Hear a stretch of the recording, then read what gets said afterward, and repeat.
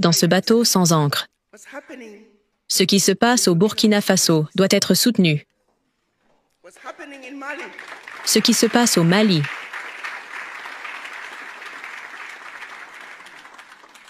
doit être soutenu. Ce qui se passe au Niger doit être soutenu. Si vous vous souciez un tant soit peu de notre avenir, comment allons-nous faire sortir la France d'Afrique? Comment allons-nous faire sortir la Grande-Bretagne, l'Allemagne et tous ces anciens colonisateurs? Ils sont maintenant ici sous forme de multinationales, retirant 70 milliards d'Afrique, utilisant des paradis fiscaux pour cacher leurs revenus. Nous savons qu'ils sont ici. Ils sont maintenant des loups déguisés en agneaux. Que faudra-t-il? Si vous regardez le geste que le Niger a fait, en disant simplement que la France ne pouvait plus acheter notre uranium pour 0,80 € le kilo, alors que nous savons très bien qu'ils le vendent à 200 € le kilo. Le Niger réalisait environ 1 milliard grâce à la vente de son uranium par an, tandis que la France réalisait près de 300 milliards.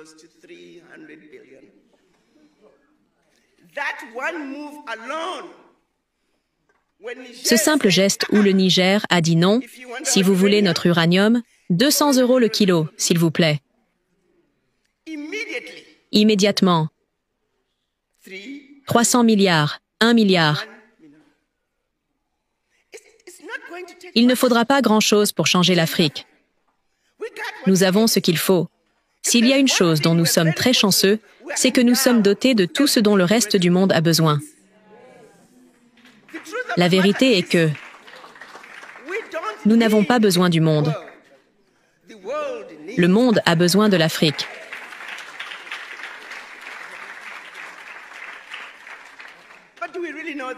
Mais le savons-nous vraiment? Le croyons-nous? Et sommes-nous prêts à nous lever et proclamer qui nous sommes et à le faire savoir? Mais j'ai assisté à certaines réunions. J'ai vu des ministres dire « Amérique, pouvez-vous nous aider avec cela? Europe, pouvez-vous nous aider? » Suppliant sans fin pour quelque chose que nous avons. L'exploitation du continent africain doit cesser. La conférence de Berlin doit être démantelée. Et pour ceux qui pensent que que la conférence de Berlin est un bout d'histoire, devinez quoi? C'est une législation, conçue méticuleusement sur une période de 4 mois, pour s'assurer que l'Afrique et ses enfants soient pour toujours vaincus et dominés. Aujourd'hui encore, tant qu'il y aura un pays appelé Malawi, tant qu'il y aura un pays appelé Gabon, avec un pays, 1 500 000 personnes, tant qu'il y aura un pays appelé Eswatini, la conférence de Berlin est vivante. Et c'est là que nous sommes battus au niveau international par le commerce. Oh, nous sommes tous égaux. Vous êtes une nation souveraine Eswatini, vous êtes une nation souveraine Togo, vous êtes une nation souveraine Malawi. Et chaque pays africain, pour cette raison,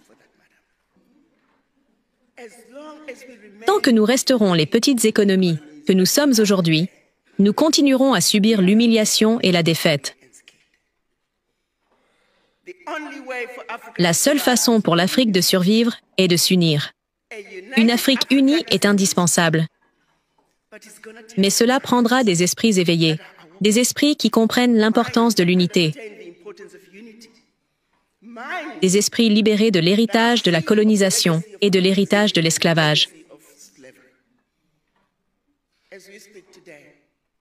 Aujourd'hui, nous sommes tous malades de cette maladie. Aucun de nous n'en est exempt. Et c'est un fait. Je veux que chacun d'entre vous ait une sérieuse conversation avec le reflet dans le miroir et se demande pourquoi vous ressentez ce que vous ressentez. Pourquoi avez-vous automatiquement peur de ceux qui ne vous ressemblent pas? Pourquoi vous sentez-vous vaincu? Pourquoi avez-vous peur de parler et de défendre vos positions?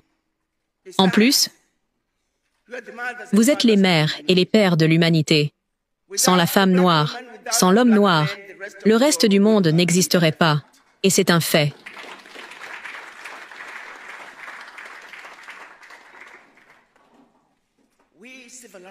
Nous avons civilisé le monde. Ils sont venus en Afrique et ont volé tout ce qu'ils n'avaient pas. Sont revenus avec ce qu'ils ont volé et nous ont fait croire qu'ils nous l'avaient donné. Tombouctou, l'Égypte. Les Grecs, quand ils avaient besoin de formation, où allaient-ils? En Égypte, parce que c'était déjà là. Nous faisions déjà tout cela, mais ils voulaient que l'histoire commence ici. Ainsi, on ne parle pas de ce qui s'est passé avant.